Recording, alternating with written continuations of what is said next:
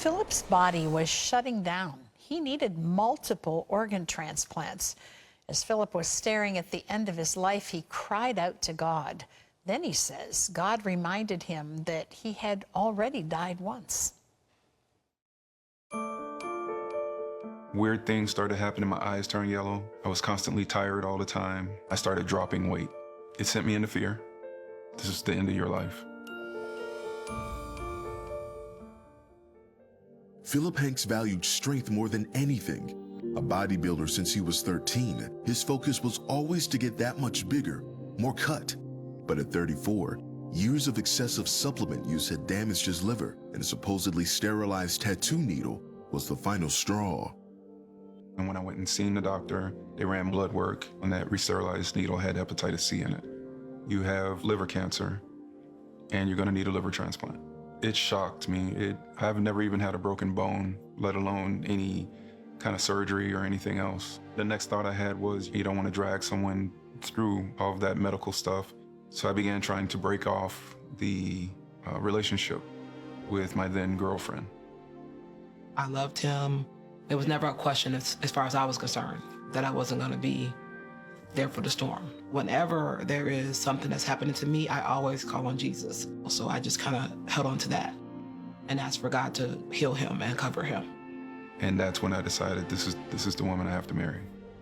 Philip and Tiva exchanged vows shortly after, and from then on were joined in prayer. A few months later, they got the call. A liver was ready. As he was put under for the surgery, Philip had one more word with God. Okay, God, if this goes wrong, I want to come to you. Due to complications, Philip flatlined on the operating table. I was part of light, the brightest light you could possibly imagine. I remember being filled with overwhelming love, peace, joy, excitement. I would think I was in the outer realms of heaven. And I heard audibly, it's not your time. You have to go back. You're going to be okay. It took 3.5 minutes to resuscitate him. After 2 follow-up surgeries and a painful recovery, the transplant was deemed a success. He went on to live normally for nearly 13 years, until one day he felt a shooting pain while playing basketball. Doctors discovered that Philip's transplanted liver was failing, requiring another transplant and also a new kidney. He was then sent to a specialist in multi-organ transplants at Indiana University Health, Dr. Richard Mangus. The news he had for Philip was disheartening. You're gonna have to remove your liver, kidney, pancreas, upper and lower intestines, and your stomach, and we're gonna have to replace them. He didn't know if it was going to work, and then I said, well, do you have a restroom? And I'm crying, and I'm blubbering, and I'm down on my hands and knees. And I remember looking up, and I was kind of yelling at God, and I was like, so this is it? This is how I go out? And then I was reminded, you died for 3.5 minutes. I've been with you all this time, why would I leave you now? And then that calm that I felt when I was in the hospital room and what I felt when I was in the light, it came back over me. And I was like, okay, all right. I was very upfront with him and told him I didn't want to do the transplant. Well, in the end, Philip changed my mind. Some people get so sick and in their mind and in their attitude, they're defeated. And Philip wasn't like that. He felt like that we could do this. And I think that gives some small bit of confidence to the surgeon, like, I can work with this person. Once a donor was eventually found, Tiva rallied family and friends to lift Philip up in prayer. Dr. Mangus performed 2 extensive surgeries, transplanting the 5 organs over the course of 2 days. The results were astounding.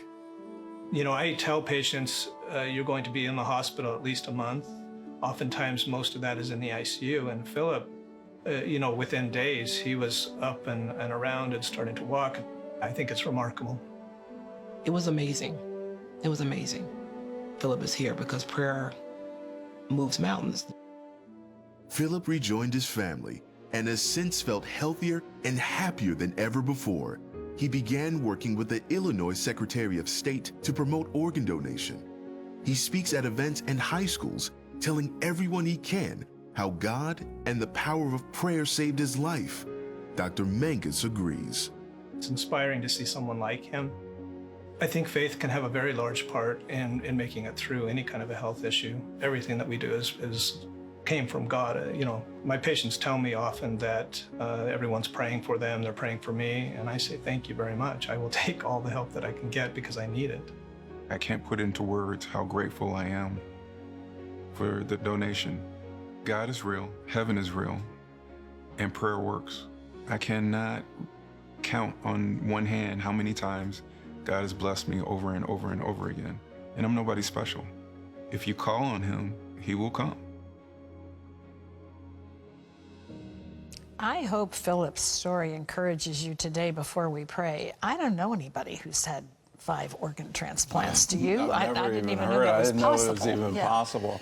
And to have the doctor say, I don't want to do this. Yeah. Because I don't know if you're going to survive. And then you have a 2-day procedure.